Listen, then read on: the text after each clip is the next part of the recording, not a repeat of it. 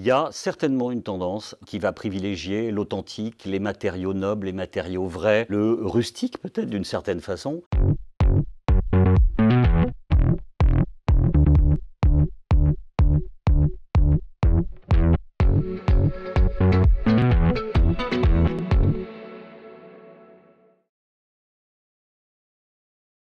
Plus formelle, qui n'est pas inintéressante, mais qui est un mouvement de fond depuis pas mal de temps, le motion, et en fait la vie, et être dans cette dynamique. Et je pense que c'est d'autant plus important cette année, année particulière, année Covid, où on a vu des exercices, et d'ailleurs c'est quelque chose vraiment à saluer, des exercices assez remarquables, avec des identités vivantes, avec justement ce motion, et l'association de ces deux mondes, donc le design en lui-même, l'identité de marque, l'expression d'une idée mise en mouvement. Les tendances du design ont toujours épousé les tendances de manière générale. C'est-à-dire que si on a une consommation qui est de plus en plus virtuelle, ce qui semble quand même être le cas, et si les écrans sont de plus en plus importants dans notre vie, les designers vont donc travailler sur des interfaces qui seront de plus en plus digitales, et donc sur des expressions qui seront de plus en plus simples, de plus en plus flat, comme on dit. Donc je pense que la tendance du flat design, c'est une histoire qui est encore devant nous. Je pense que l'iconisation des marques, leur simplification, la réduction des messages